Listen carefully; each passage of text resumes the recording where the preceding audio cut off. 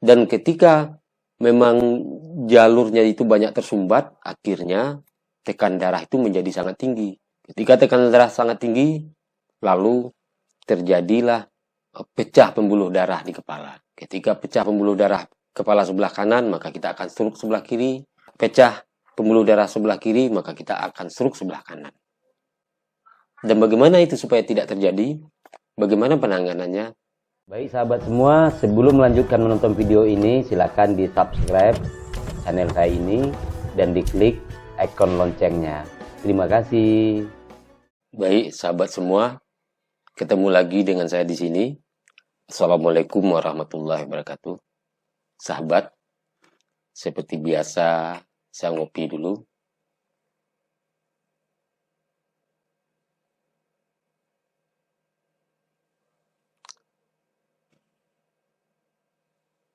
Bismillahirrahmanirrahim.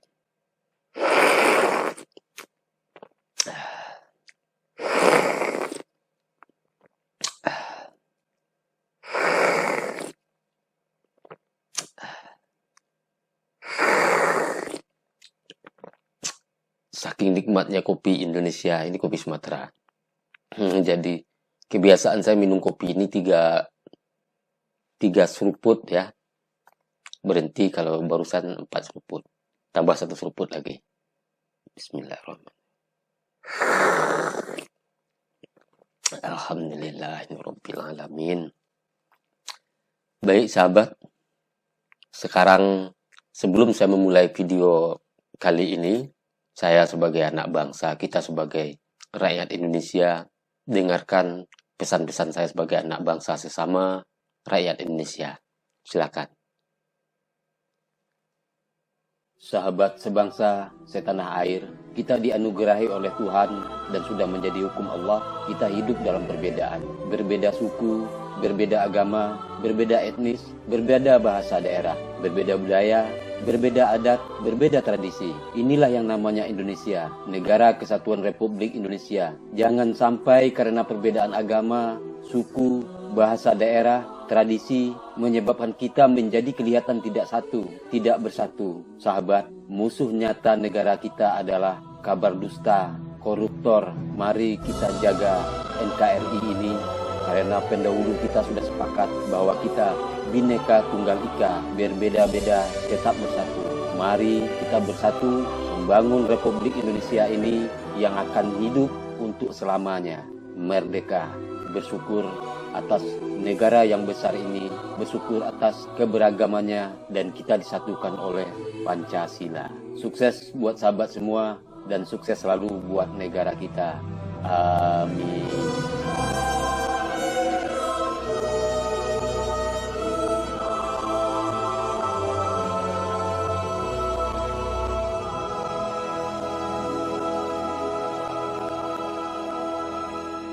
Baik sahabat semua, pada saat ini saya akan membahas semula jadi tubuh. Artinya bagaimana tubuh kita bekerja sehingga seharusnya hal-hal yang buruk yang bakal terjadi pada diri kita bisa kita minimal atau bahkan tidak sampai terjadi. Oke sahabat, pembahasan kali ini adalah tentang bagaimana seharusnya stroke tidak terjadi pada diri kita.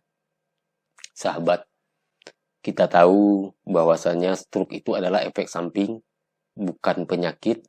Tapi walaupun dianya hanya efek samping, tapi bisa mengakibatkan kerusakan permanen. Itu sebabnya, sudahlah dia bukan penyakit, tapi bisa mendatangkan kerusakan permanen. Maka mari kita jaga agar itu tidak terjadi. Oke, sahabat. Dan kenapa saya masukkan hal ini tentang ilmu semula jadi? Jadi ilmu semula jadi ini adalah berbicara tentang sesuatu rumus yang telah ditentukan dari sebelumnya. Jadi dari sejak dunia ini diciptakan. Bahkan keajaiban-keajaiban semula jadi juga seperti itu. Nah, kenapa saya katakan stroke itu tidak perlu terjadi pada diri kita? Ingat bahwasanya jantung kita selalu bekerja selama 24 jam.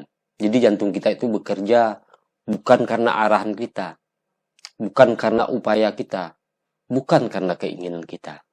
tapi dia bekerjanya terus-menerus seperti itu. Itu yang disebut semula jadi. Jadi dia sudah diprogram memang untuk bekerja seperti itu, memompakan darah pada seluruh tubuh kita sebanyak berapa ribu liter. Jadi itu tugasnya. Dan tentu saja dia akan melakukan tugasnya selalu dengan taat atas perintah Tuhannya, ya, Tuhan kita. Karena ketika manusia diciptakan, jantung telah diprogram untuk bekerja semula jadi seperti itu. Oke. Rata-rata paling banyak orang terkena stroke adalah ketika orang itu tiba-tiba terjatuh, baik di kamar mandi atau di tempat tidur atau lagi di mana.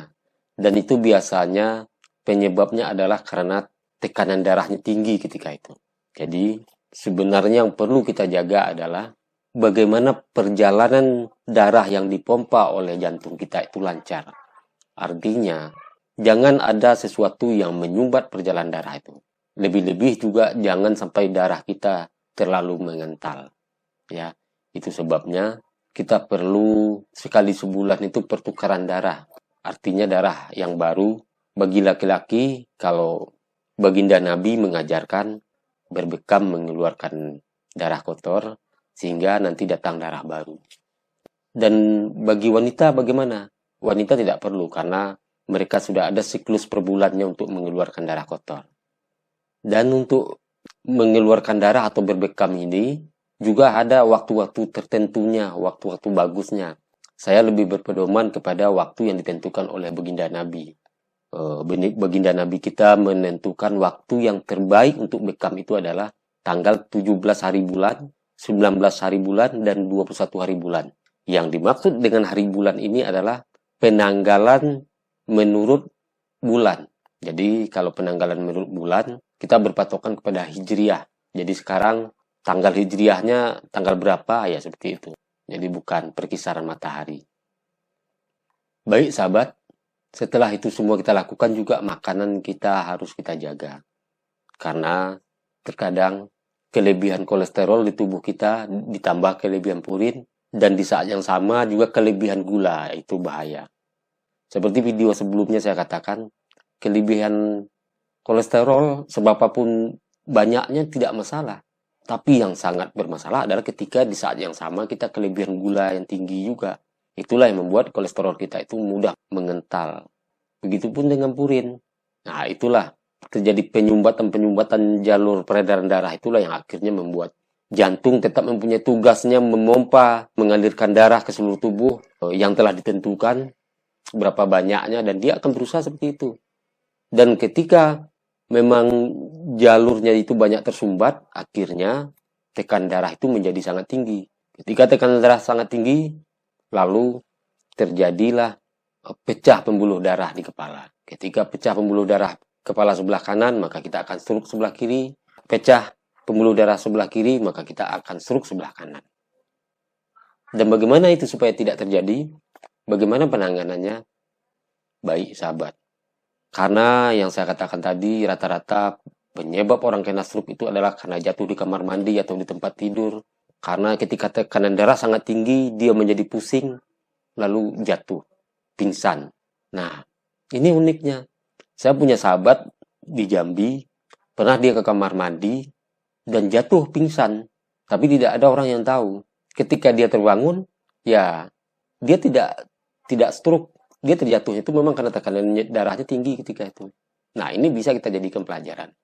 Nah, saya pikir tubuh ini sangat cerdas.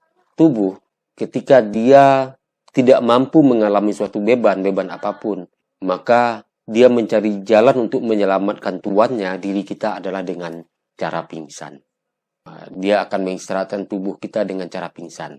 Itu cara tubuh. Oke, aku ngopi dulu.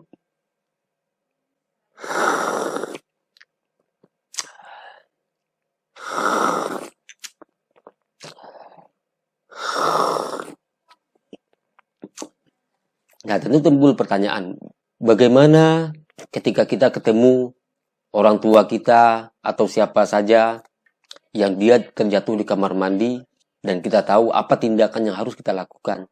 Nah, tindakan yang pertama yang harus kita lakukan adalah si orang tersebut jangan sampai kita angkat. Jadi kita langsung melakukan pertolongan pertama di saat itu tanpa menggerakkan tubuh orang itu, tanpa mengangkatnya, apalagi membawanya ke rumah sakit.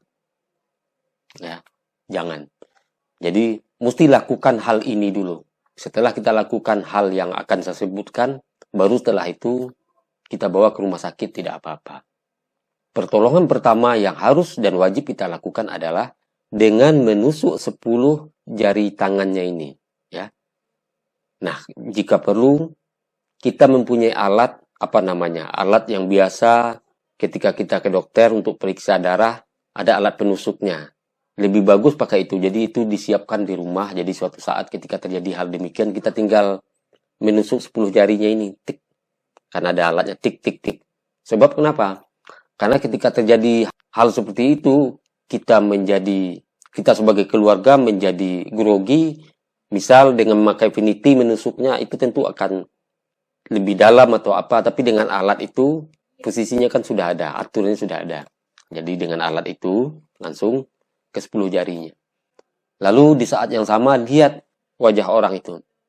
Ketika ada wajahnya mencong, ya misal bibirnya turun ke bawah atau mencong lah, langsung lakukan telinganya ini digosok-gosok begini, ya, kedua telinganya. Setelah digosok baru di sini ditusuk juga dengan jarum itu. Tik, di sini tik. Baru lakukan setelah itu mau mengangkat atau bawa ke dokter, ke rumah sakit.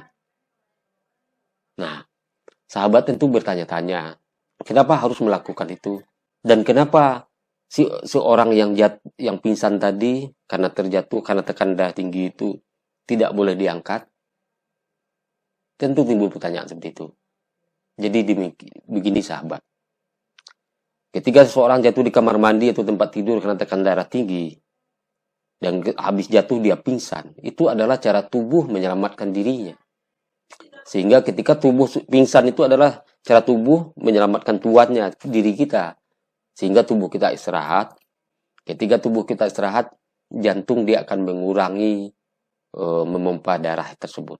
Karena dia tahu apa yang menjadi tanggung jawabnya sedang beristirahat. Ya, sedang beristirahat, akhirnya dia mengurangi tekanan pompa darah. Dan kenapa kita tusuk? Karena setelah kita tusuk, kita akan angkat, kita akan bawa ke rumah sakit atau bagaimana, atau dibiarkan saja, biasanya juga selamat. Ketika tekanan darah itu tinggi, ya, dengan kita menusuk di sini, sehingga tekanan yang harus kuat ke kepala terbantu oleh tusukan di sini. Ada jalan keluar di 10 jari ini. Jadi pemompaan tetap kekuatannya seperti itu, tapi tidak sekuat yang seharusnya akan mengakibatkan pecah pembuluh darah sini. Karena sudah ada jalur keluar dibuat di sini. Terus, kenapa tadi tidak boleh diangkat? Jadi gini, ketika tubuh itu sudah istirahat, jantung mengurangi kerjanya untuk memompa dengan kekuatan seperti sebelumnya. Ketika kita angkat tubuh orang itu, akhirnya jantung menangkap sinyal bahwa ternyata tubuh ini masih belum istirahat, masih beraktivitas. Akhirnya dia akan ulang memompa darah lagi. Dia akan ulang memompa darah lagi sesuai dengan tugasnya. Itu sebabnya banyak kejadian ketika orang jatuh di kamar mandi, oleh keluarganya diangkat, belum perjalanan ke rumah sakit, ya, belum goyang-goyang di kendaraan, itu mengakibatkan jantung berasumsi bahwa tubuh itu masih beraktivitas. Karena dia lihat ada pergerakan. Sehingga dia memompa darah lagi dengan kekuatan penuh agar tercapai kuota tugasnya. Nah, di saat itulah pembuluh darah di kepala ini rentan untuk pecah. Ya, karena memang seperti itu. Semula jadi itu seperti itu. Ketika tubuh itu sudah pingsan, pingsan itu adalah cara tubuh menolong dirinya sendiri. Ketika dia tidak mampu menerima beban apapun, atau beban apapun, bahkan beban pikiran, bahkan beban trauma, dia akan pingsan. Itu cara tubuh menyelamatkan diri. Sebab kalau dia tidak pingsan, maka itu terjadi sesuatu yang lebih buruk. Bisa terjadi sesuatu yang lebih buruk, misal ya ketika itulah pecah pembuluh darah itu. Jadi demikian sahabat ya. Kenapa saya bahas soal stroke ini? Karena sebelumnya saya membahas soal kolesterol dan purin. Dari beberapa komentar juga banyak yang bertanya, Nah, akhirnya saya buat video ini. Baik sahabat, demikian video saya ini. Ingat, ketika kita menemukan famili kita, saudara kita terjatuh di kamar mandi, jangan pernah kita angkat. Biarkan di situ, lakukan langsung pertolongan pertama dengan menusuk 10 jari tangannya ini, lalu lihat perubahan wajahnya ketika ada bibirnya turun. Kalau tidak ada turun di sini tidak masalah. Tapi ketika ada turun, kita pijat-pijat dulu begini, baru di sininya kita tusuk. Baru kita lanjutkan, misal mengangkat, membawa ke rumah sakit. Insya Allah tidak akan terjadi stroke. Demikian sahabat, semoga video ini bermanfaat. Lebih kurangnya saya mohon maaf. Semoga sahabat paham dan mengerti dengan apa yang saya bahas kali ini. Ketika ada hal yang meragukan sahabat, silakan komentar saja. Terima kasih. Sukses bagi sahabat dan saya juga kita semua di sini. Assalamualaikum warahmatullahi wabarakatuh.